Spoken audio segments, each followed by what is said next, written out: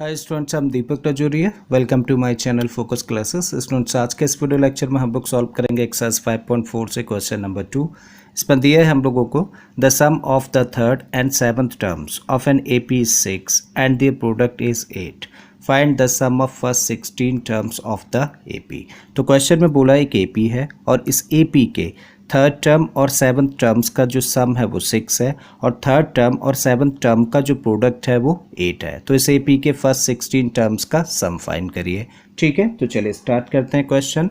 और क्वेश्चन में first condition क्या दे रखी है कि एपी का जो थर्ड टर्म है और सेवन्थ टर्म है इन दोनों का सम कितना है 6। तो एपी का थर्ड टर्म क्या होगा A3, राइट। एपी का सेवन्थ टर्म क्या होगा A7 और दोनों के सम का मतलब दोनों को प्लस कर दें and this must be equal to 6, correct. Okay, जो दूसरी कंडीशन है वो थर्ड और सेवन्थ टर्म का प्रोडक्ट है कितना 8, यानी कि A3 into A7 and this equal to 8।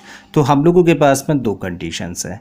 हम लोग स्टार्ट कर रहे हैं इस कंडीशन से। सो A3 के प्लेस पे हम लोग क्या रख सकते हैं, क्या होता है इसका एक्सपेंशन होता है A+2D, करेक्ट। A7 का एक्सपेंशन क्या होता है, इसका एक्सपेंशन होता है A+6D and this equal to 6। अब देखो A और A कितना हो गया 2A, करेक्ट। अब 2D और 6D मिलके हो गया 8D and this equal to 6। अब देख रहे हैं कितने टर्म्स हैं, हम 3 टर्म्स हैं और तीनों ही टर्म्स में 2 एक फैक्टर है। इसका मतलब दोनों साइड्स में हम लोग 2 से डिवाइड कर रहे हैं। जब 2 से इसको डिवाइड करेंगे तो ये बन जाएगा A, 2 से इसको डिवाइड करेंगे तो ये बन गया 4D इक्वल टू 2 से इसको डिवाइड किया तो 3। और ये हम लोगों के लिए बड़ा इंपॉर्टेंट पॉइंट है, इसको मान लेते हैं हम लोग इक्वेशन नंबर 1।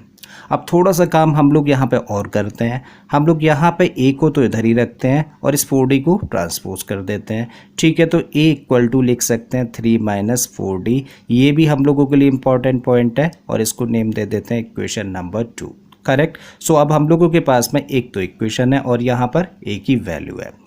अब आते हैं हम लोग क्वेश्चन की दूसरी कंडीशन पे। नाउ क्या दिया है यहाँ पे हम लोगों को A3 into A7 equal to 8।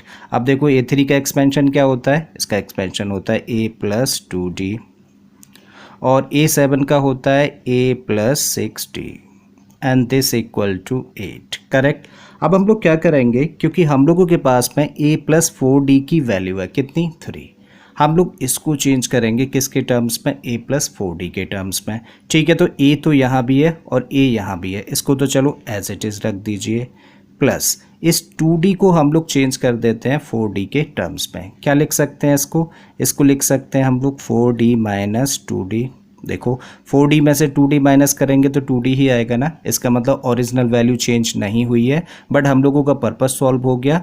हम लोगों के पास वैल्यू है A+4D की, तो हम लोगों ने A+4D यहाँ पर लिख दिया और लेके आ गए। ठीक है, यही चीज़ अब हम लोग यहाँ पे कर रहे हैं इस ब्रैकेट में। सो A को A ही रहने दीजिए। चेंज किसको करने की ज़रूरत है, 6D को चेंज करने की ज़रूरत है, किसके टर्म्स में 4D के टर्म्स में। ठीक है, तो 6D को हम लोग लिख देते हैं 4D प्लस 2D।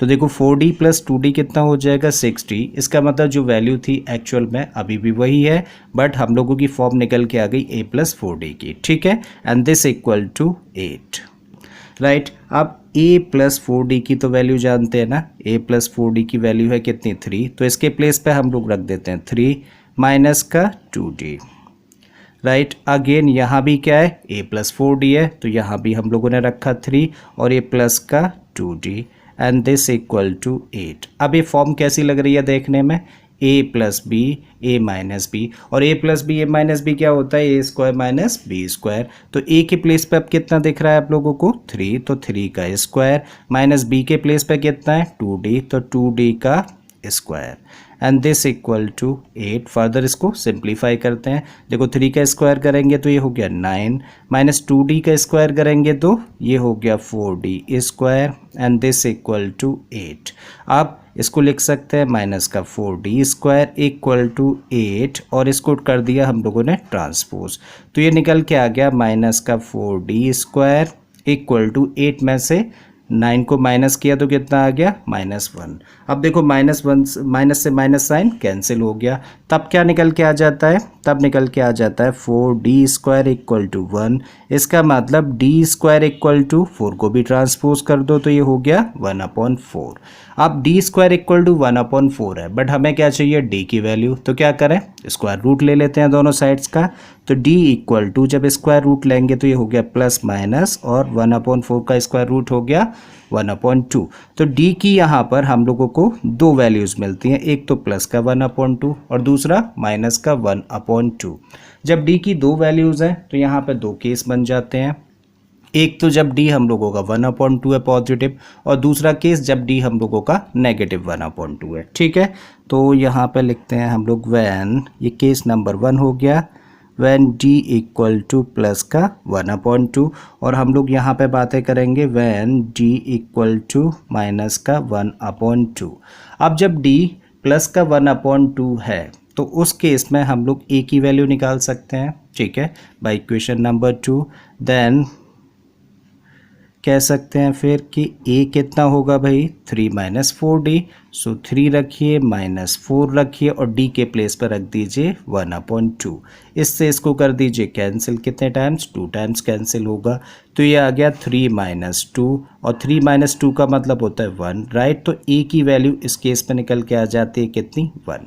अब हम लोगों के पास d 1/2 है और a है 1। ठीक है, निकालना क्या है हम लोगों को, AP के फर्स्ट 16 टर्म्स का सम निकालना है हम लोगों को। ठीक है, तो एक फॉर्मूला हम लोग जानते हैं, जब हम लोगों को क्या दिया जाता है, a दे रखा हो और d दे रखा हो, तो फर्स्ट n टर्म्स का सम निकालने का फॉर्मूला होता है Sn equal to n/2 2a plus n-1 into D, correct. तो ये क्या है, AP के फर्स्ट n टर्म्स के सम निकालने का फॉर्मूला है, जब हमारे पास में a हो और जब हम लोगों के पास में d हो। अब हम लोगों को यही फॉर्मूला यूज़ करना है और यहाँ पर हम लोगों को निकालना है AP के 16 टर्म्स का सम, यही फॉर्मूला लगा देते हैं। अब यहाँ पे n के प्लेस पे क्या है 16, ठीक है, तो ये क्या होगा इसका एक्सपेंशन n/2 यानी कि 16/2, फिर 2a का मतलब 2 इंटू a, इस केस में कितना 1 प्लस n-1, n कितना है 16, तो 16 - 1 का मतलब हो गया 15। ठीक है, तो 15 इंटू डी है। ठीक है, और डी कितना है इस केस में 1/2।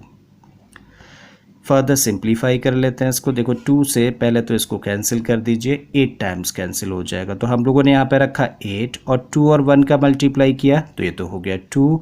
अब इसको सिंप्लीफाई करें तो ये हो गया 15/2।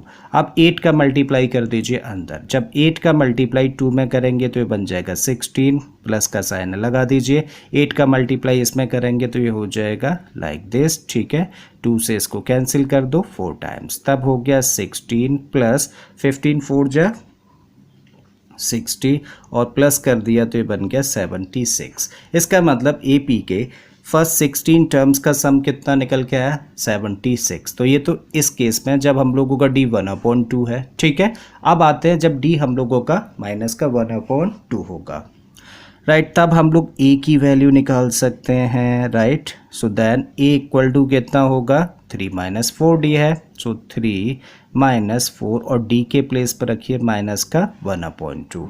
अब देखो इस 2 से ये 2 टाइम्स कैंसिल हो जाएगा, तब इसको सिंप्लीफाई कर सकते हैं 3, और इस माइनस साइन की वजह से ये क्या हो जाएगा प्लस हो जाएगा, सो प्लस ये कितना निकल के आया 2, और 3 + 2 कितना हो गया 5। तो a की वैल्यू इस केस में निकल के आ जाती है 5, जब हम लोगों का d माइनस का 1/2 है।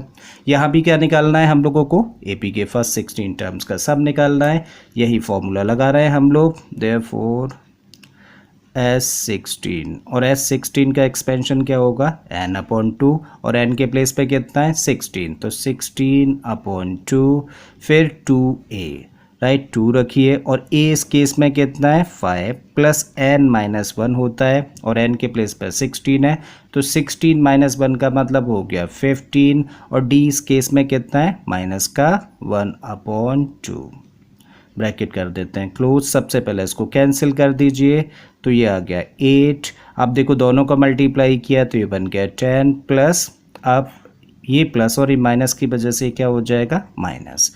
तब इसको लिख सकते हैं 15/2। क्या करना है 8 का मल्टीप्लाई अंदर कर देना है, तो 8 का मल्टीप्लाई जब 10 में करेंगे तो ये हो जाएगा 80 माइनस 8 इंटू 15/2 ऐसा लिख सकते हैं। 2 से इसको कर दीजिए कैंसिल, 4 टाइम्स कैंसिल होगा, तब ये हो गया 80 माइनस 15 4 जा 60। अब 80 में से 60 को माइनस किया तो निकल के आ गया 20, यानी कि इस केस में एपी के फर्स्ट 16 टर्म्स का सम कितना होगा 20 होगा। Correct. Therefore, the sum of first 16 terms of the AP be 76 और 20, राइट। तो AP के फर्स्ट 16 टर्म्स का सम या तो 76 होगा या फिर 20 होगा, और यही हम लोगों का आंसर है। आई होप स्टूडेंट्स क्वेश्चन आपको समझ आ गया होगा। अगर ऐसा है तो प्लीज़ वीडियो को लाइक कर दें, चैनल को सब्सक्राइब कर लें, और बाकी के क्वेश्चंस के लिए आप मेरी प्लेलिस्ट में चले जाइए। इस तरह के बहुत सारे क्वेश्चंस मैंने ऑलरेडी अपलोड किए। फिर से आता हूँ एक नए क्वेश्चन एक नए कॉन्सेप्ट के साथ में। Till then keep learning and thank you for watching this video.